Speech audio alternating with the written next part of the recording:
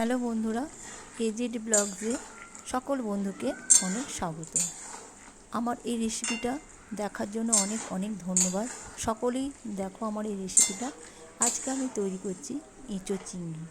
এই এঁচোড় চিংড়িটা আমি পেঁয়াজ দিয়ে অবশ্যই করেছি, কিন্তু ভীষণ সুস্বাদু আর টেস্টি। তৈরি করতে গেলে পুরো ভিডিওটা তোমরা দেখো।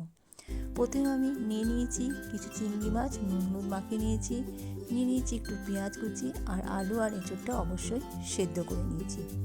এরপর কড়াইয়ের মধ্যে দিয়ে দিলাম তেলটা গরম হয়ে গেলে দিয়ে দিলাম সেই চিংড়ি মাছগুলো, যেগুলো আমি নুন হলুদ মাখিয়ে রেখেছিলাম। এবার চিংড়ি মাছগুলোকে ভালো করে আমি ভেজে নেব।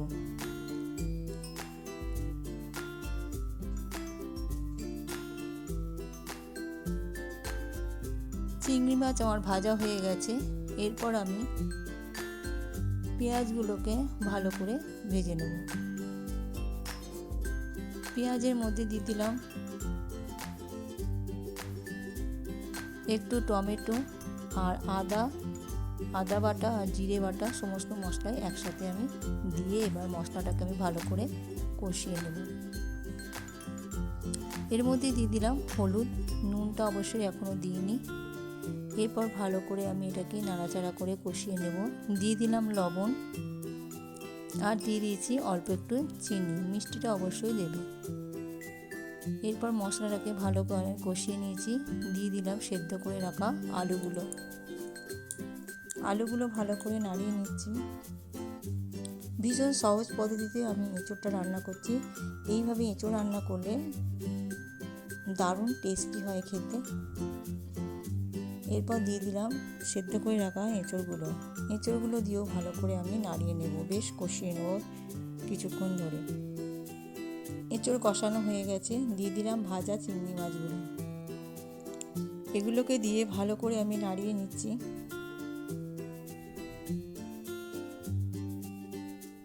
বেশ সুন্দর করে এটা আমি এপিট ওপিট করে নাড়িয়ে নেব। এতে দারুণ টেস্টটা হয় বেশ বেশি করে কষালে। বুঝতেই পারছো, ভালো করে আমি এটাকে কষিয়ে নিলাম। এরপর দিয়ে দিলাম একটু লাল লঙ্কার গুঁড়ো কালারের জন্য,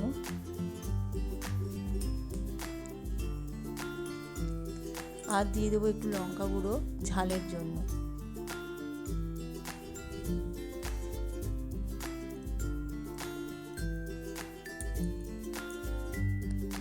দিয়ে দিলাম একটা কাঁচা লঙ্কা।